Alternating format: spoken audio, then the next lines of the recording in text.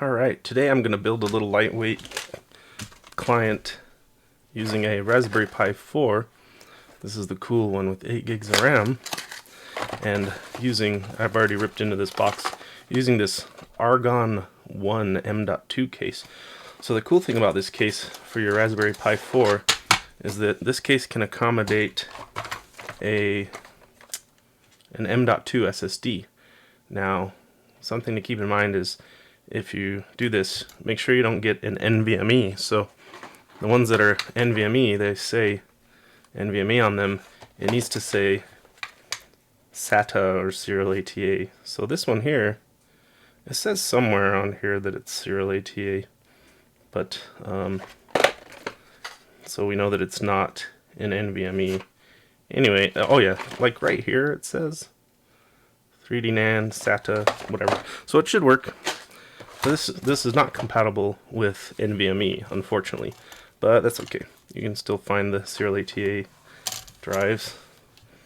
So I'm anxious to do it that way because I find that the read-write access on the little micro SD cards, I don't know, it feels pretty slow. So it's going to be interesting to try this and see how it compares for copying files and doing other file-intensive operations. So here's my Pi 4, and I think I'm going to have to actually look at the instructions on this. It doesn't look like it's completely intuitive. I mean, I could probably figure it out, but the first thing I want to do is put the drive into here. I think that'll probably be the easiest thing to do first. So these Raspberry Pi 4 are pretty fast, and they can serve as a desktop replacement for a lot of things, for a lot of tasks, especially if you're comfortable working in Linux, and as long as it's not anything too intensive, you know, like you can watch 4K video and stuff on them, and I wouldn't start, you know, doing 3D rendering on it or anything like that, but I wouldn't try to use it for CAD. So this little mount thing here for the drive is kind of interesting. It's interesting to see how different manufacturers handle this issue. So there are different sizes of m.2 drives, and what they did here is the post is removable, and then the post itself has a screw on it. So you can attach the post at whichever point aligns with your drive. So in my case, it's going to be the longest one. It's a long, so I'll put the post in first, and I'll probably tighten it up a little bit. You know, it doesn't need to be real tight. I could maybe snug it up with some needle nose. You could almost just do it finger tight, but I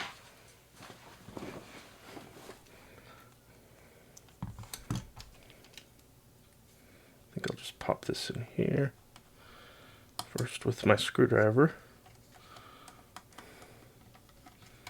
just because it's easier.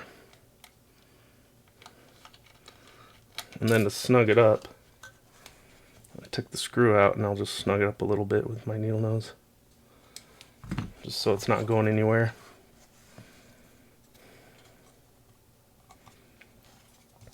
One of the things I like to do with the Raspberry Pis is run the gaming emulators like RetroPie, stuff like that. It's pretty fun.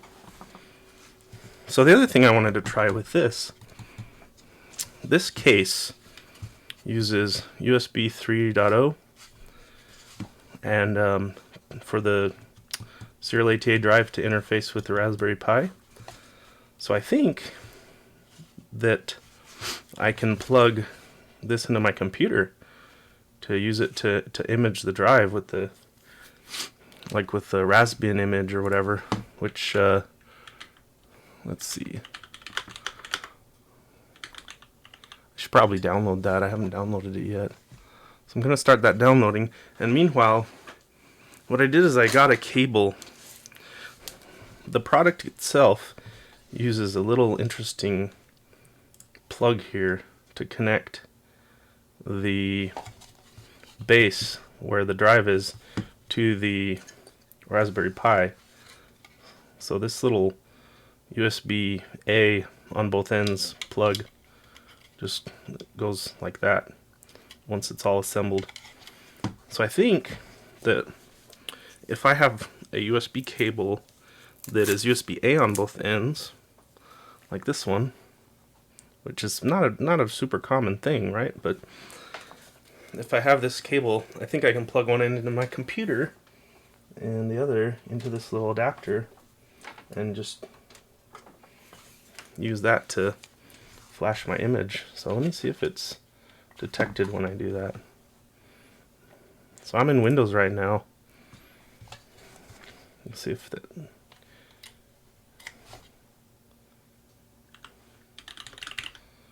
So I'm going to go into disk management to see if it appears there.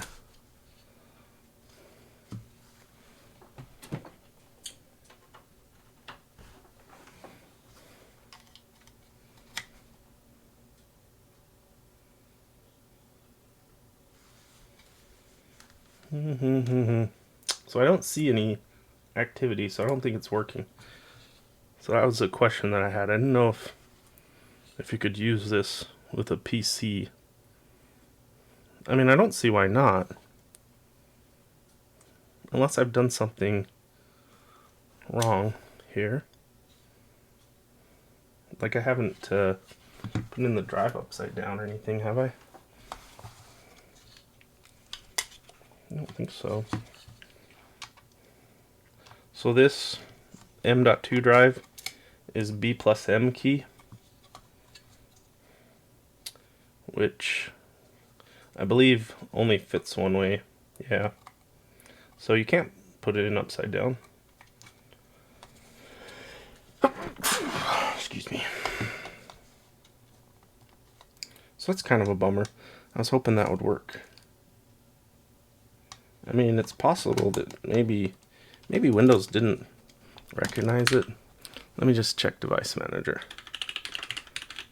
Let's see if Windows even noticed a device connecting at all.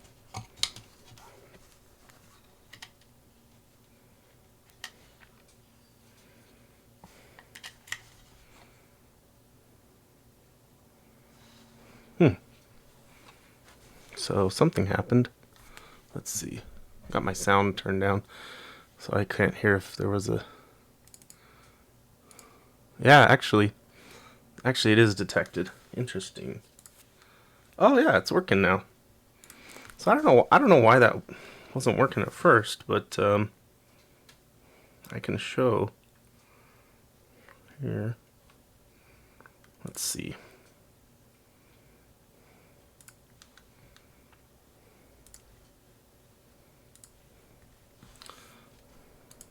So I do see that it got detected here as Argon 40 SCSI disk device, and now it's showing in disk management, so that's cool. It says offline. I don't know. Anyway, that's probably nothing to worry about. I probably just need to, let's see, Raspberry Pi, blah blah blah. I don't want the manager. Raspberry Pi OS.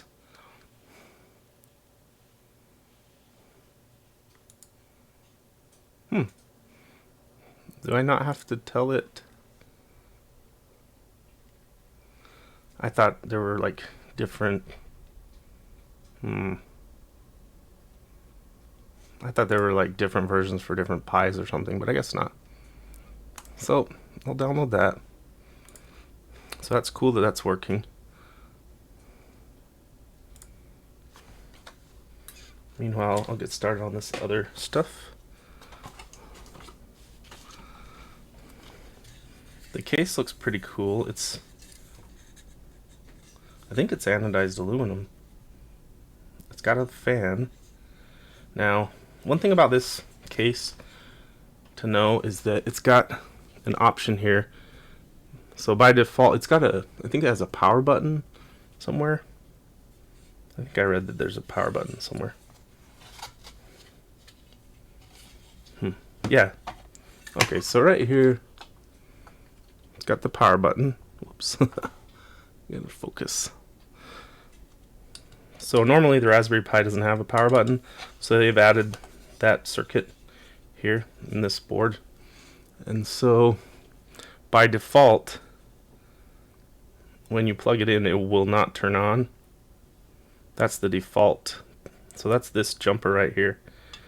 Now if you want it to fire up as soon as you plug in the power, which is what I usually prefer, you can change that pin right there. So just for safety's sake, I'm going to put it there because I don't know for sure what I'm going to do with this yet. I might use it in a headless application where I don't want to have to touch it, and I like if it's running unattended, I don't want to have to turn it on manually. So the other thing is if there's a power outage and you've got this jumper in that default position, it's not going to power back on by itself. So that to me is not what I want. So the cool thing about this case, if you're gonna take advantage of the GPIO pins, this case I believe exposes maybe some of them. Oh yeah, there they are. So that's I think that's cool. There's a magnetic door that pops right off, and then you've got all your GPIO pins and they're labeled. I love that. So that's gonna come in handy with my projects. Using this to control maybe some of my home automation stuff. That's nice. I like that. Alright, so let's get started putting this together. So first, connect the Raspberry Pi HDMI blah blah blah with the silicon pads. Okay, where are my silicon pads? This is supposed to have come with some silicon pads. I guess they're going to be in this bag with the screws. There they are. Sweet. So these little like columns of metal are going to be for heat transfer. And we've got silicon pads that go on there, and then those will press against these two chips that need the most heat sinking.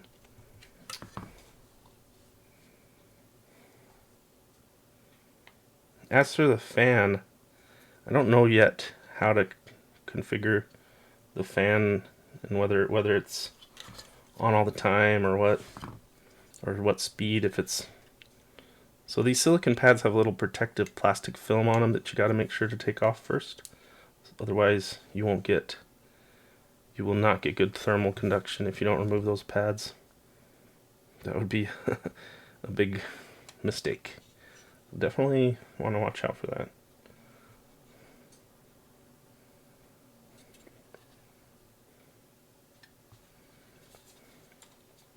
Because they're not super visible.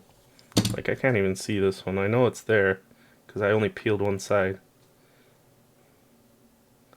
There it is. Yeesh. That's annoying. Okay.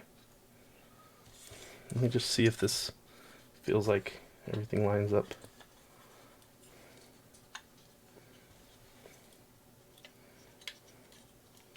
Yeah, that seems fine. Yeah, that's great. Okay, now what does it say to do? Okay, pads are on. Now just push it in. The 40-pin connector on the case goes right into there, right onto those pins of the Pi. Slick as can be. I'm just going to press firmly. Make sure it's seated. Isn't that nice? Alright, next, what do we do?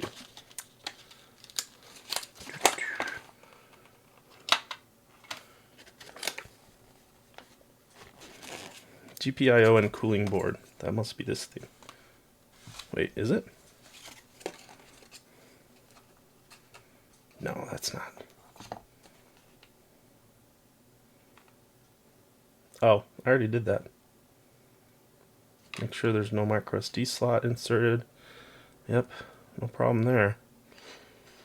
I don't think I'm even going to use that. Okay, that's in there. Oh, you know what? I'm silly. I skipped a step. So this other daughter board that's got the expansion ports on it. That was supposed to go onto the Pi 4 before sticking it onto the 40-pin connector. Alright, that makes more sense. So, see this little bad boy? So these are the micro HDMI connectors. I'm going to love that feature right there. It provides 2 full-size HDMI connectors. And there's the extension of the headphone jack. Or I should say, I guess it's like a headset jack, because it's got enough conductors for both headphones and mic. So that's a tight fit, but it's supposed to be a tight fit, so that's fine. See if everything lines up here. Yeah, looks good. Line the 40-pin connector back up.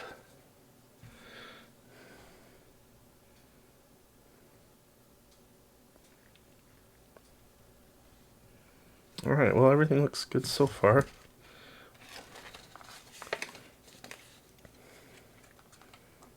So now we use the shorter flathead screws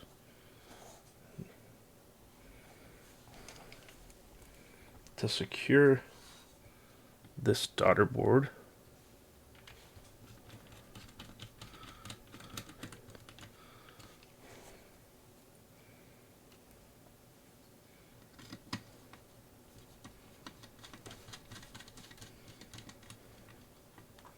There's 4 of them.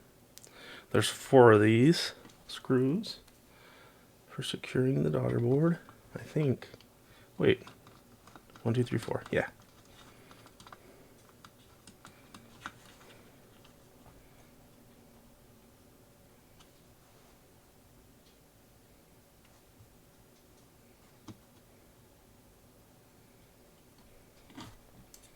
I don't see a place for the 4th one.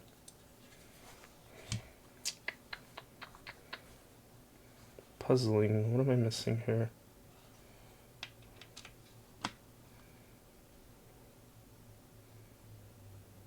Oh. Okay. Interesting. So the 4th screw goes on this corner of the Raspberry Pi board. Okay. Got it. But not on the other locations. I wonder why that is. We're only putting a screw in this one corner of the Pi. Alright, what's next? Power button. We already talked about that. Configuring the power button jumper. Whether it's going to turn on or not after a power outage. Okay. m.2 serial ATA. We did that already. There's a note in a red box that says not compatible with Nvme. Okay. That's done. It says to insert the micro SD card next. I don't think I'm not sure if I'm gonna use one on this. So I think I'll put a card in there just in case, because I can put one in there and not use it. But if I decide later I want the card for something, I won't have to take this apart. So I think I'll just pop a 32 gig card in there just to be safe, just in case I decide to use it for some additional storage. But I'm not going to boot off of it that much. You know what though? I wonder if I'll have to do anything special to make sure it doesn't boot off of this. I'm not sure how the BIOS works on the Raspberry Pi. So next thing is to attach the bottom. So we'll see if that's an issue or not. Whether it's going to try to boot off that micro SD card or is it going to boot off of my serial ATA card.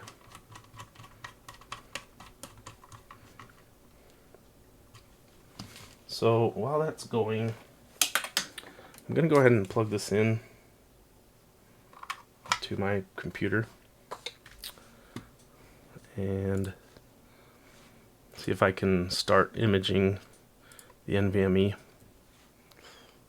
So I'm going to use Balena Etcher, which I think I have. I thought I had Etcher on here. I could have sworn I had it. I have it on one of my computers, maybe not this one. So we'll just download that real fast.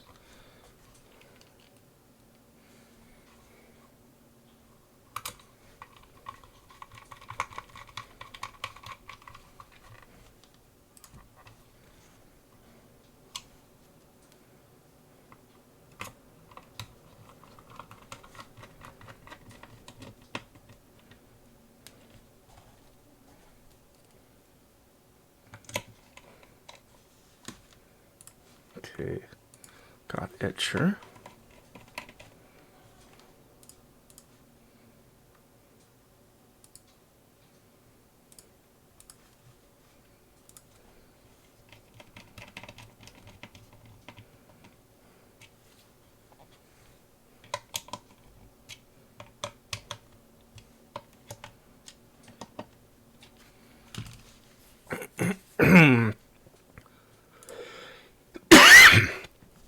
Okay, so I'm going to go ahead and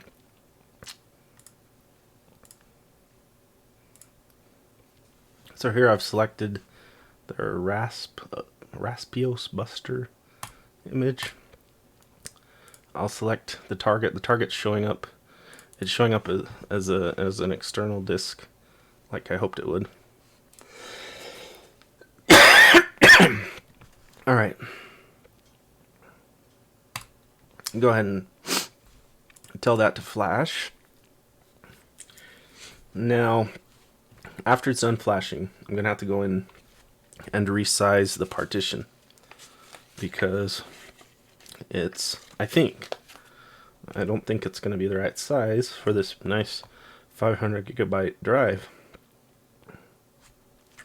So, while that's going, the last thing to do in the instructions is to connect this little bridge between the base plate that's got the m.2 drive and the Raspberry Pi board. So I'm not going to do that yet because I'm using it. Just pop the feed on here while this flash is finishing.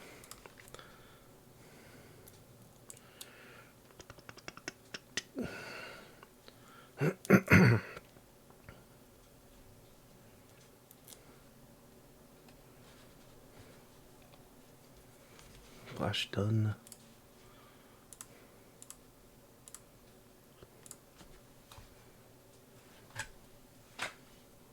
Okay.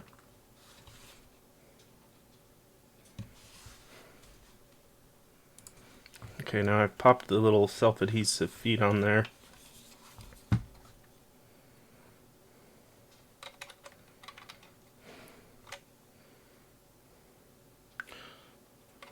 Now this bridge thing goes right here.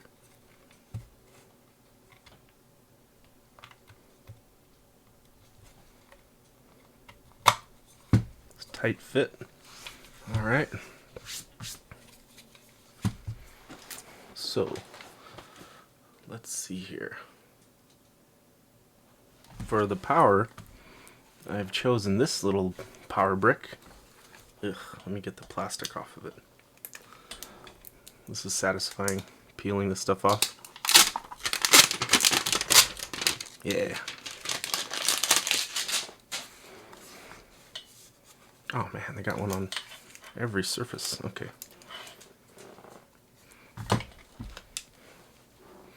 My power cable.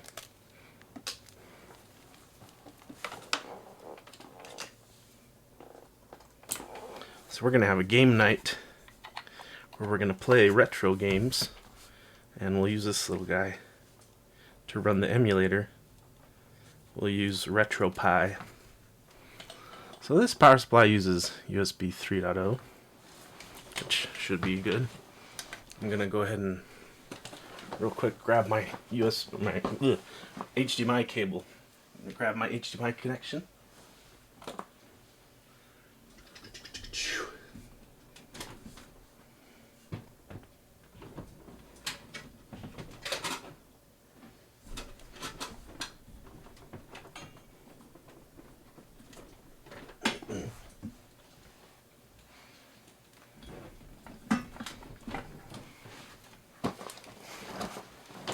Alright, there we go. So I can see.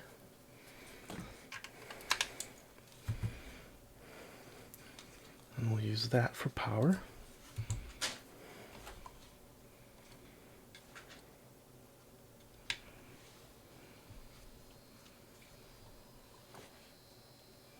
I hear the fan.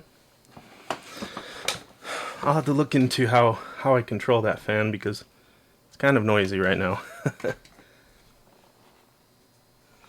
So hopefully I won't need the fan because it's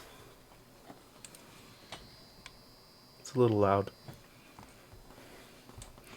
But this, I still think this magnetic door is a really cool feature. Strong magnet. There. Yeah, that's neat. Let's see. Does it say anything about the fan? Ah.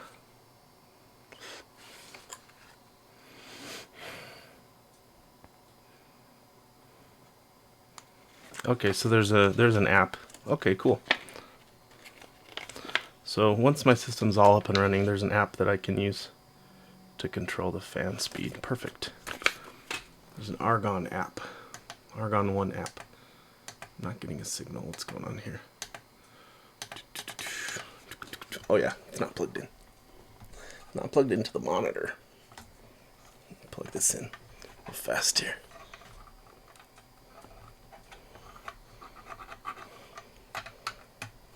There. Let's see what we got.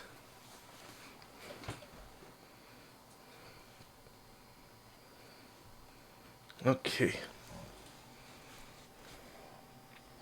I'm gonna borrow my keyboard for a bit.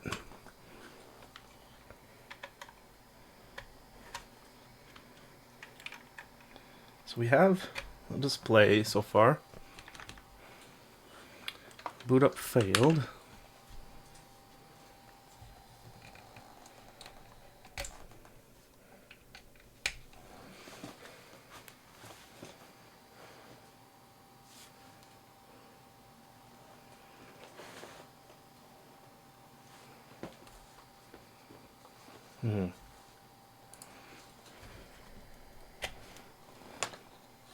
So I'm not sure on the Pi how to configure which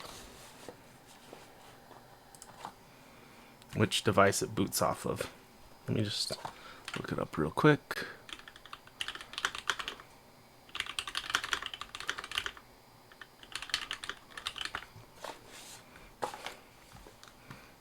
Okay. Let's take a look here. So we need to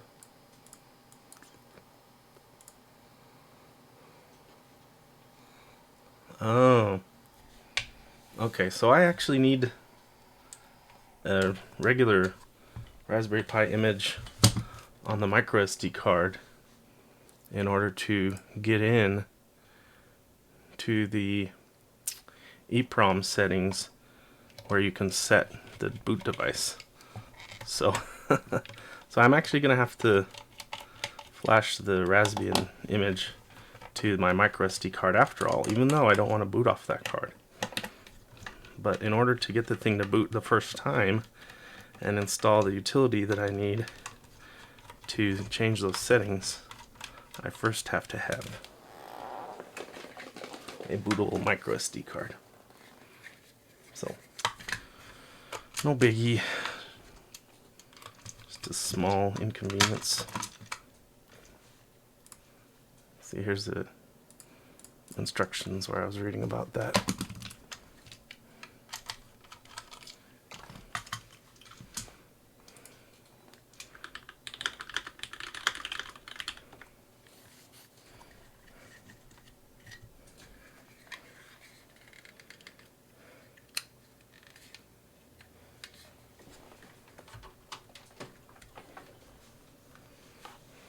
So back in the Balena Etcher.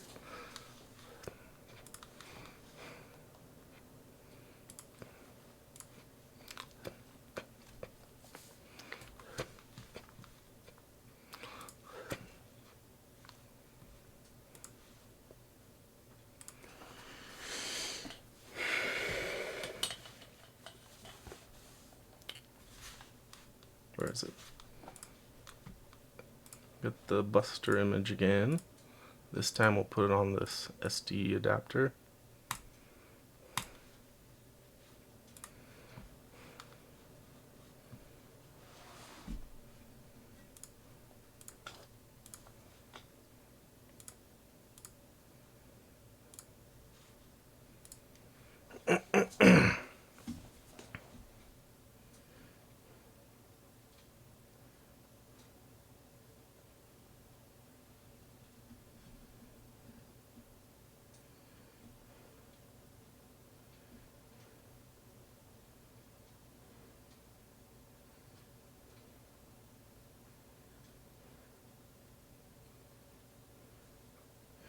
Boy, you can already see the speed difference.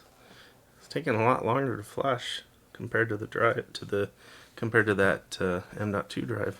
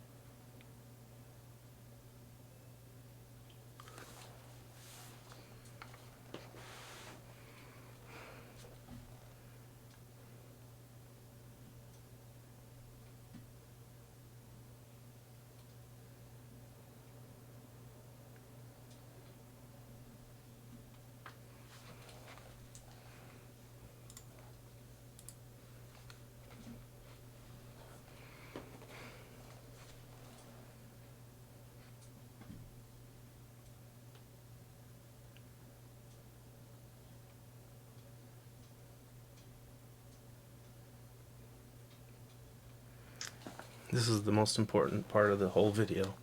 Watching this thing flash.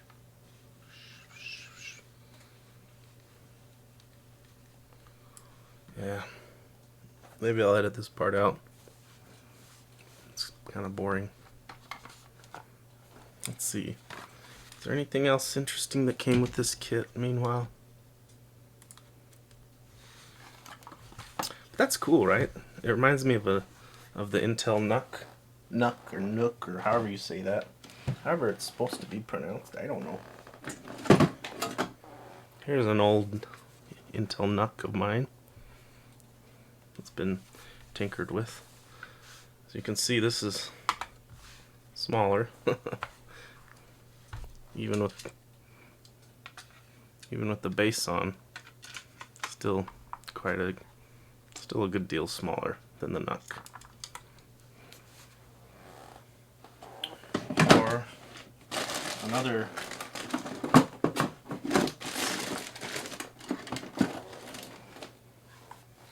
smaller NUC.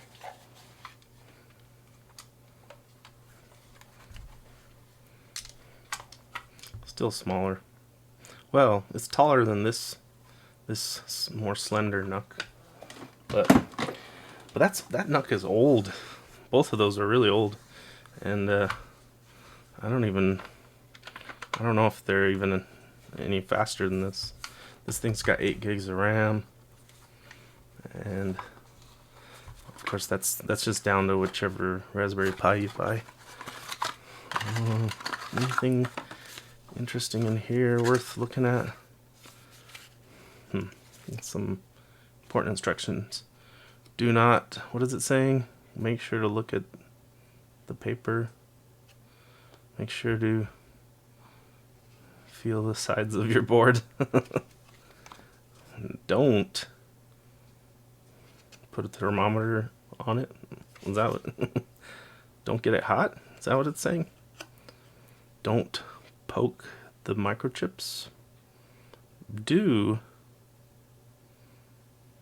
put it facing this way, not that way. Okay, they want you to have it right side up. Cool, good to know.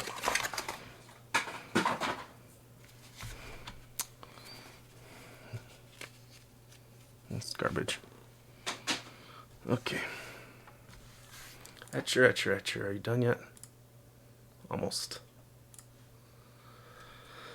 72%.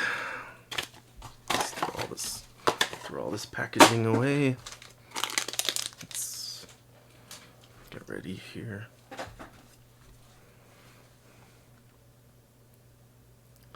You know what? I think I'll go ahead and end the video here, because all I'm gonna do next is I'm gonna boot, and I'm gonna follow the instructions online to download the software that allows me to modify the EEPROM settings for the Raspberry Pi and modify it to boot off that other drive. And then the other thing I'm going to do is I'm going to go to the m.2 drive, and after I've booted into Raspbian or whatever, I'm going to resize that partition so that it uses all of the space. So I'll probably use like Gdisk or gparted or something to resize that partition. Looks like there's a little flaw right there in the ano. Oh well, who cares? Well, that's, I think, enough for now, unless you want to watch this thing finish. 95.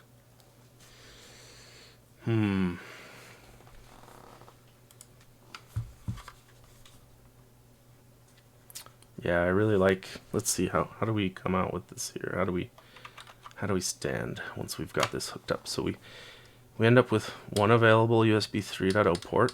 That's okay, I guess. I don't know if this actually works for data, but we've got that USB-C connection. You know, internally,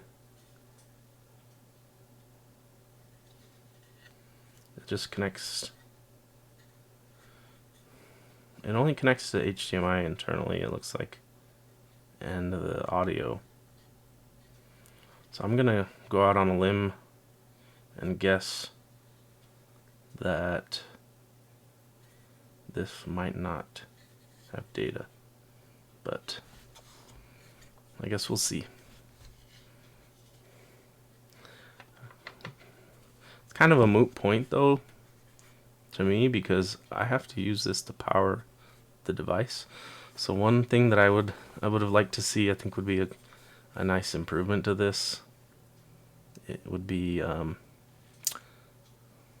if they could squeeze in a different power connector in here, but that's probably too much to ask.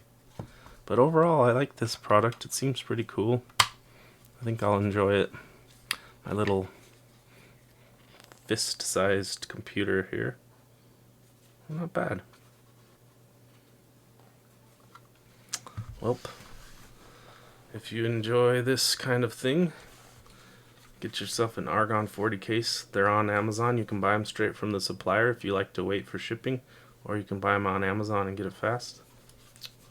Hope you enjoyed the video, and we'll see you next time. Next time we'll be building a keyboard. So we'll be building an expensive, really fancy keyboard. So hope you tune in, and we'll see you later.